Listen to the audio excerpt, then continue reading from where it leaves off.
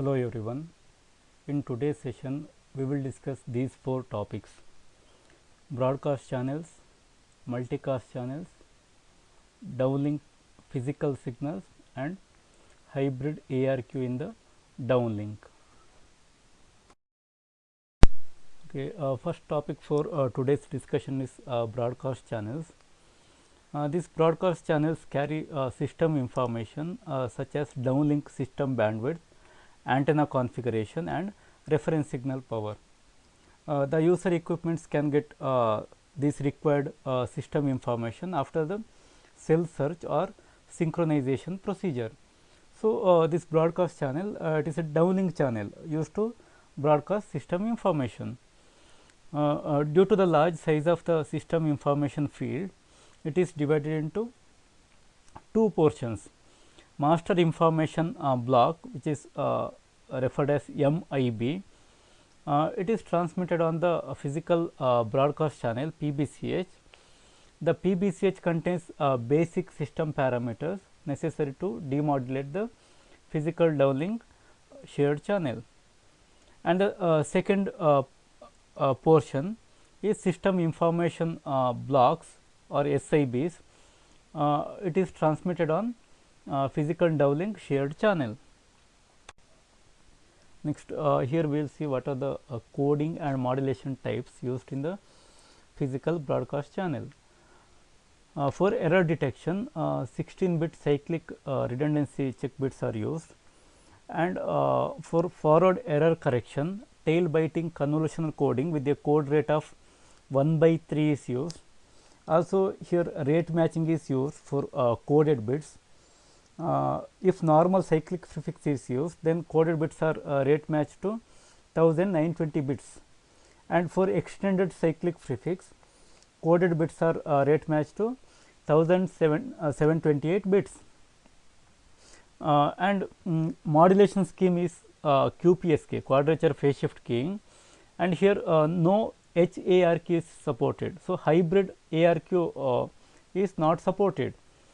Then PBCH supports single antenna transmission and open loop transmit diversity, and the transmission time interval TTI is 40 millisecond for the PBCH channel, and this PBCH occupies a narrow bandwidth of 1.4 megahertz in long term evolution. So, in LTE it occupies the narrow bandwidth of 1.4 megahertz. Okay, next topic is multicast channels.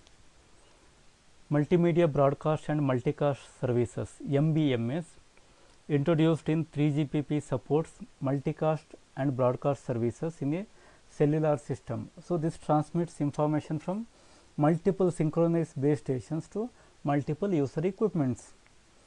The MBMS bearer service offers two modes. So, the two modes are broadcast mode and multicast mode. In the broadcast mode, base station sends the same information to all the user equipments, and in the second mode, multicast mode, the base station it sends same information to a given set of user equipments. For example, it can be used in the mobile TV service. The MBMS transmission can originate from a single base station or multiple base station, but multi-cell transmission is preferred, as large gains can be achieved through soft combining of transmissions from multiple base stations. Then combining of multicast broadcast transmission from multiple base stations is possible in long term evolution with an extended CP. So, the propagation delay from multiple cells will be larger, right. Therefore, the extended CP is used, and this extended CP it avoids intersymbol interference, but drawback is peak data rate will be reduced slightly because of the extended CP. When extended CP is used, it gives larger guard band. So, it avoids intersymbol interference, but because of this larger size of the circular prefix, peak data rate will be reduced. The eMBMS transmission, which refers to enhanced support for multimedia broadcast and multicast services. So, eMBMS transmission in long term evolution occurs on the multicast channel transport channel, MCH transport channel, along with the 7.5 kilohertz subcarrier spacing and the extended CP. So, for eMBMS transmission in LT, it uses extended cyclic prefix with a 7.5 kilohertz subcarrier spacing.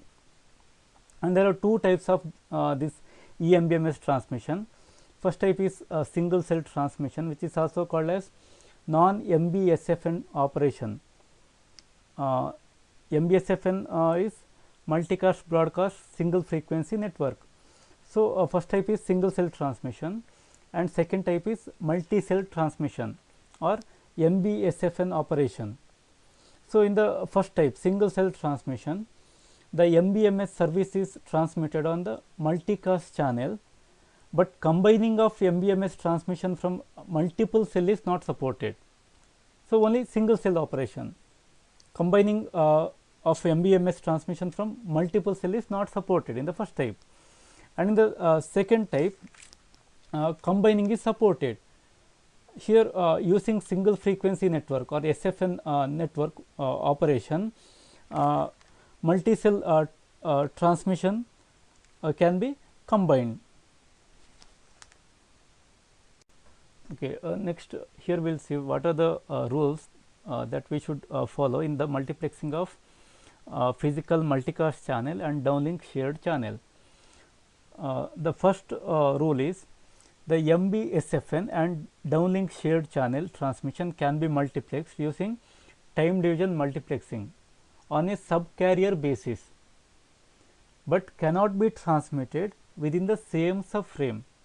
So, TDM is used for multiplexing, but for transmission we cannot use the same subframe, different subframe is required.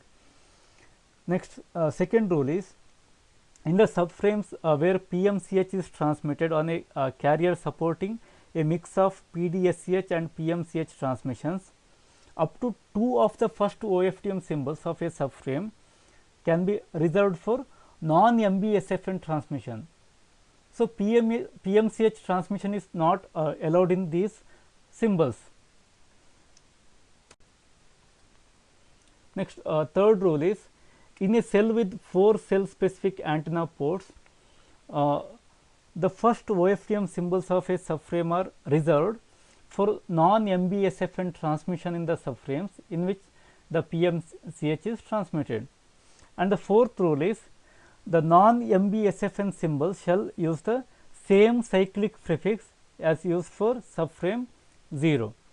And the fifth rule is PMCH shall not be transmitted in subframes 0 and 5 on a subcarrier supporting a mix of PDSCH and PMCH transmissions.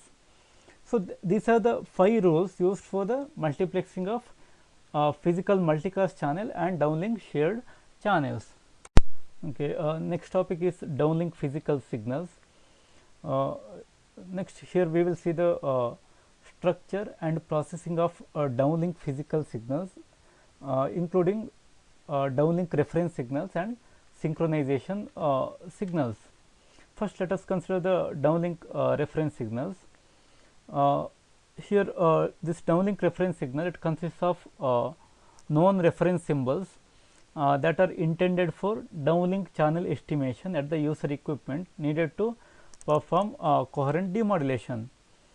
For the channel estimation process, scattered reference signals are inserted in the resource grid at predetermined intervals. So, here the time and frequency intervals are determined by the characteristics of the channels. Okay, there are 3 different types of downlink reference signals. These reference signals are generated from a pseudo random sequences. Different initializations are used for different types of reference signals. So, these different types of downlink reference signals are cell specific reference signals, MBSFN reference signals and third type is user equipment specific reference signals. Let us see this one by one. First, let us consider cell specific reference signals. These cell specific reference signals are transmitted in all downlink subframes in a cell supporting non-MBSFN transmission. Only the first two OFDM symbols can be used for cell specific reference symbols, and in LTE a maximum of 4 antennas can be used while transmitting the cell specific reference signals. Next, let us consider one example, then we will understand it. Okay, cell specific reference signal are defined only for normal subcarrier spacing of delta f equal to 15 kilohertz.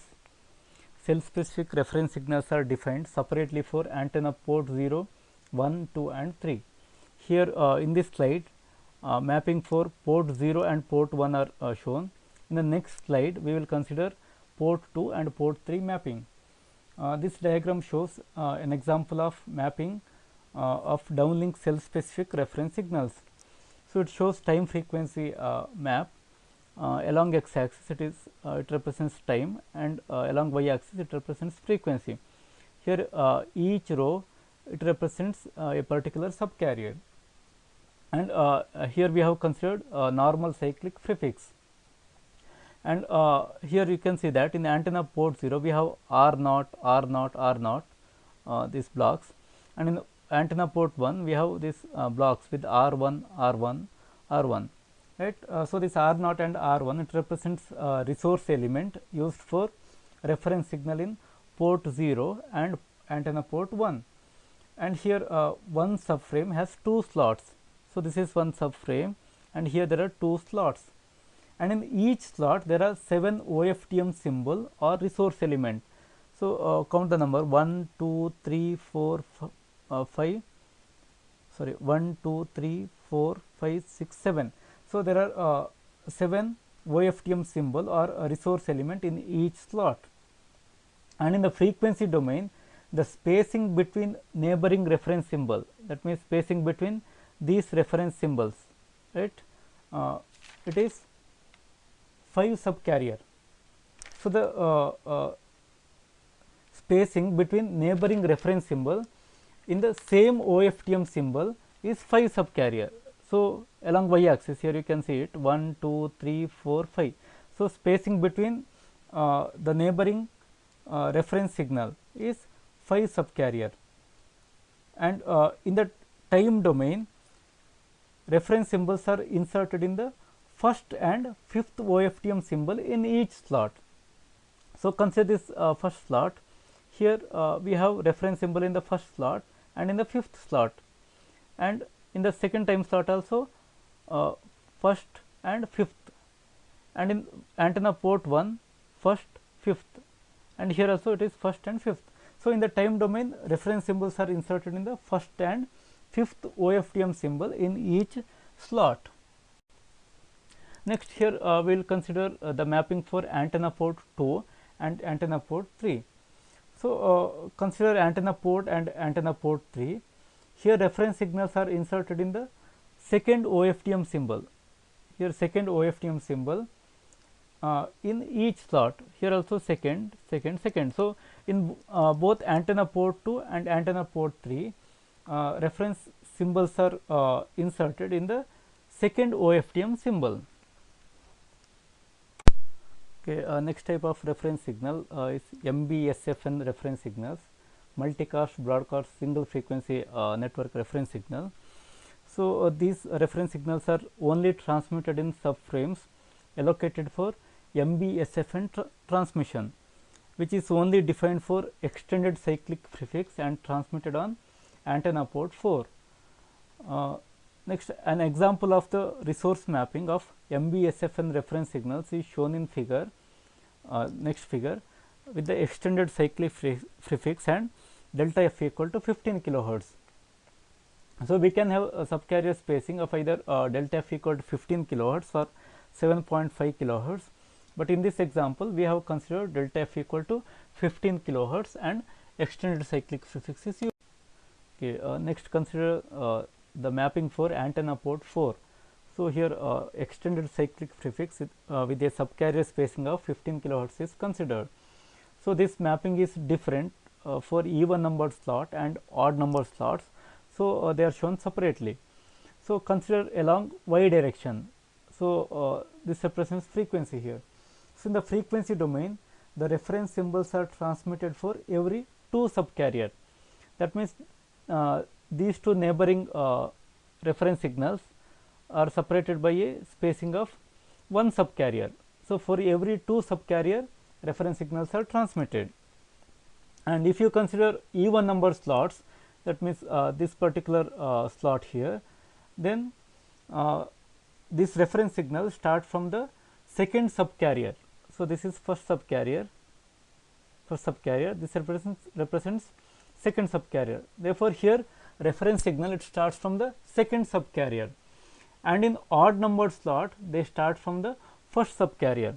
So, in this odd numbered slot, reference signal starts from the first subcarrier, and in time domain, for even numbered slots, the reference symbols are inserted in the third OFDM symbol. So, consider this x axis here. In the third OFDM symbol, reference signal is inserted, and for odd numbered slots, these reference signals are inserted in the first, that means this first and fifth OFDM symbol. So, this is how reference signal mapping is done for antenna port 4. Okay, next let us consider the third type of reference signal, that is user equipment specific reference signals. So, these reference signals support single antenna port transmission with beam forming for the physical downlink shared channel and are transmitted on antenna port 5. So, already we have discussed this in the last session. Whenever transmission involves user specific reference signals, then we need to use antenna port 5, and they are transmitted only on the resource blocks upon which the corresponding PDSCH is mapped. That means, they are not transmitted in resource elements in which other physical signals or physical channels are transmitted. So, next let us consider one example of resource mapping of user equipment specific reference signals with normal cyclic prefix. So, it is shown in the next. Okay, next let us consider an example here. So, this shows example of mapping of user equipment specific signals in antenna port 5 in the even numbered slots. So, consider this first slot, even number slot. Here the reference symbols are inserted in the fourth and seventh OFDM symbols, and in the odd numbered slot, reference symbols are inserted in the third and sixth. So, mapping is different for even numbered slot and odd numbered slot. In the even numbered slots, reference symbols are inserted in the fourth and seventh OFDM symbol, and in the odd numbered slots, they are inserted in the third and sixth OFDM symbols. And also, if you consider along y axis in the frequency domain, here 1, 2, 3. So, there is a 3 subcarrier spacing between adjacent reference signals. Okay, so far we have discussed about 3 types of reference signals in the downlink physical signal topic. So, next is about synchronization signals. The downlink synchronization signals are sent to facilitate the cell search procedure. So, basically during this cell search procedure, user equipment and E node B are synchronized with respect to frequency and time, and also the cell ID is obtained. There are a total of 504 unique physical layer cell IDs, which are grouped into 168 physical layer cell ID groups. Okay, a physical layer cell ID is uniquely defined as NID1 equal to 3 NID1 plus NID2, where NID1 equal to 0, 1 up to 167. That means, there are 168 physical layer cell ID groups, and NID2 equal to 0, 1, 2. That means, there are 3 physical layer ID within the cell ID group.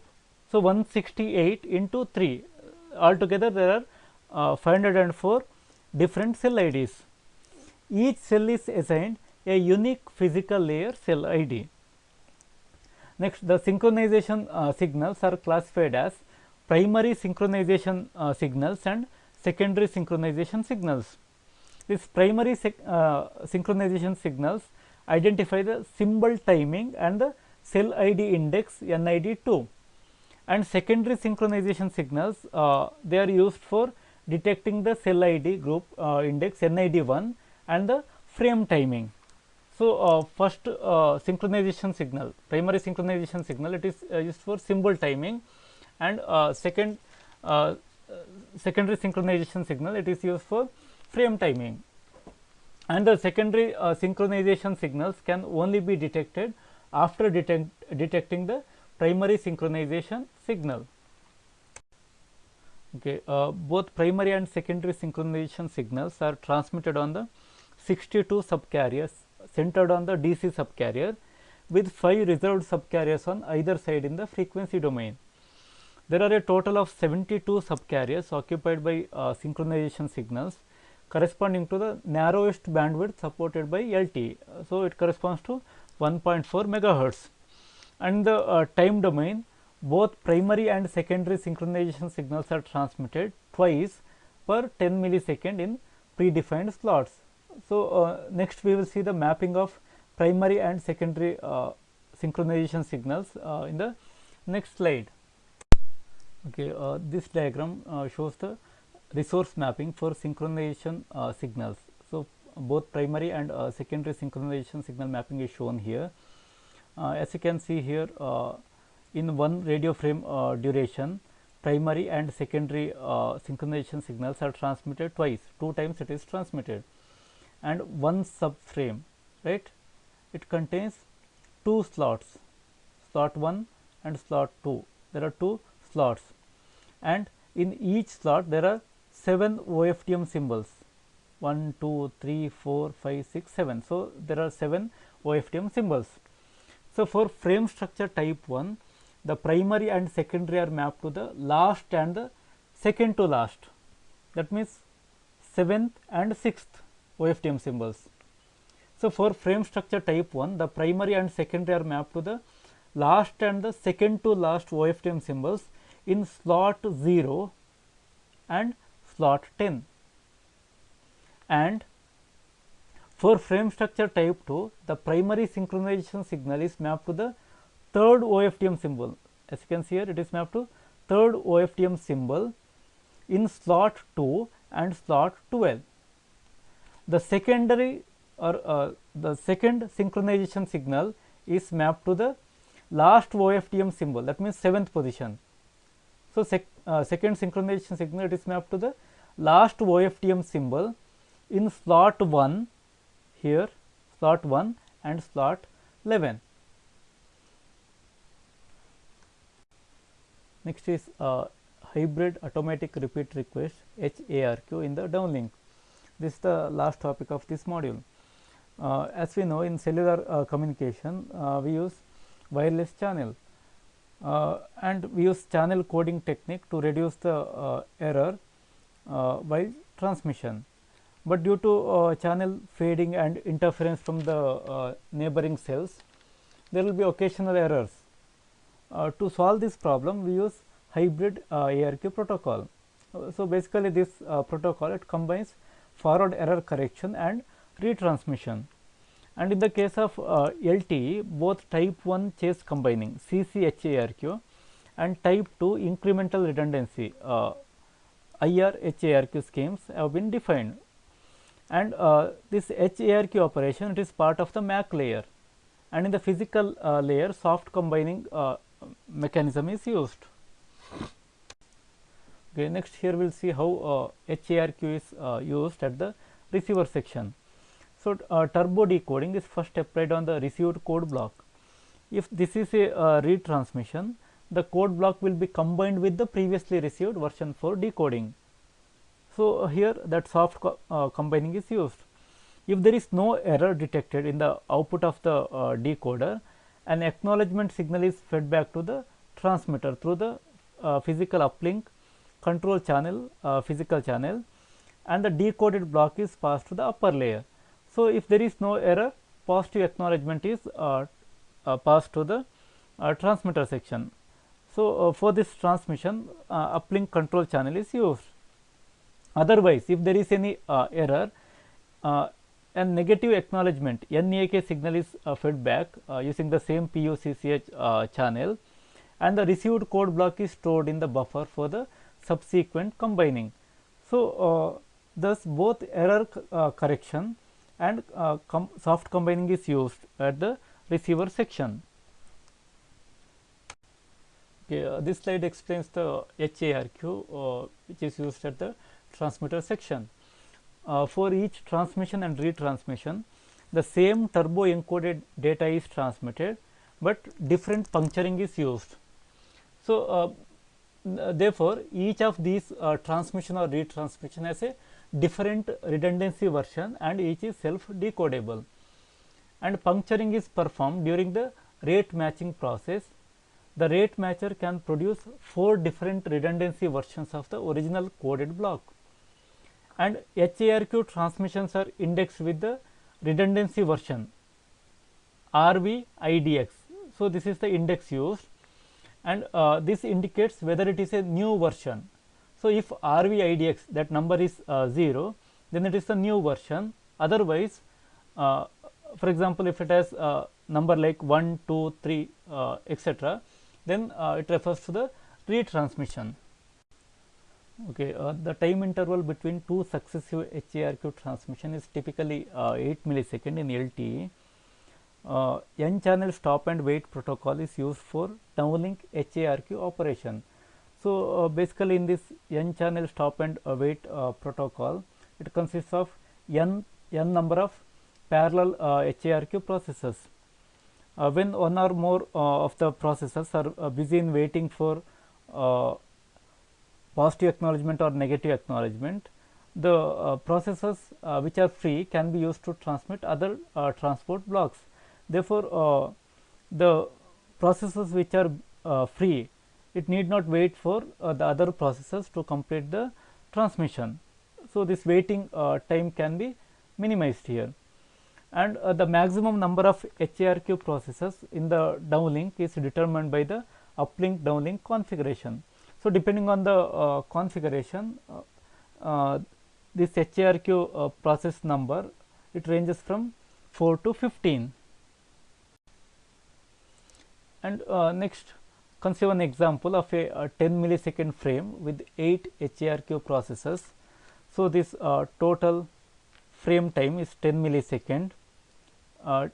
This TTI, transmit time interval duration, is 1 millisecond. So, altogether there are 10 TTI, that means it is 10 millisecond frame, and each HARQ process is associated with individual HARQ process ID. It is represented here, HARQ process 1, 2, 3 up to 8. So, in this frame 8 HARQ process is considered. The HARQ process 1 is transmitted in the first transmit time interval. So, in this TTI 1, HARQ process 1 transmits, and for this HARQ, acknowledgement or negative acknowledgement, that means positive or negative acknowledgement, is received in the 5th TTI. So, here in the 5th TTI, positive or negative acknowledgement is received, and then the same HARQ process 1 it transmits in the 9th TTI. So, here it transmits again, and if the positive acknowledgement is received, then this will be a new transmission.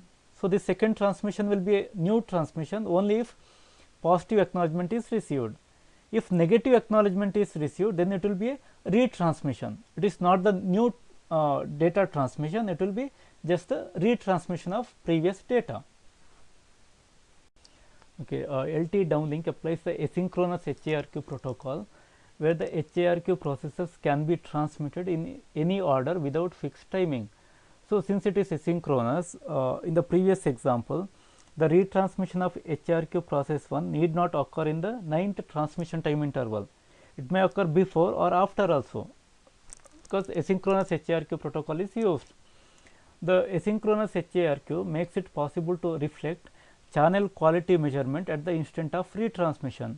So, using this information, we can use rescheduling, or the coding or modulation scheme can be modified, or it can be changed.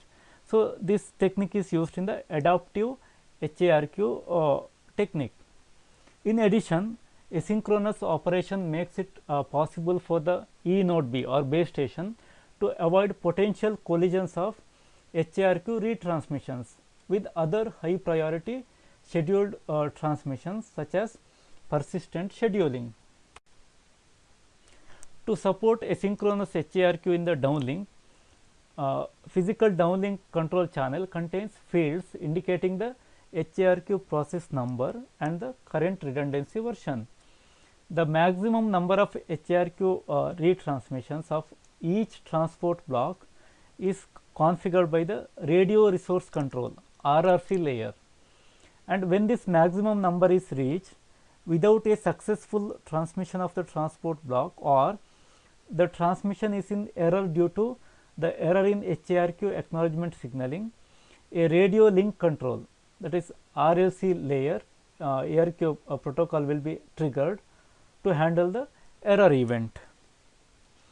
So, in this session we have discussed broadcast channels and multicast channels, then structure and processing of downlink physical signals we have discussed, and finally in this topic we have discussed HARQ in the downlink by considering an example of a 10 millisecond frame with 8 HARQ protocols. So, this is the end of module 3.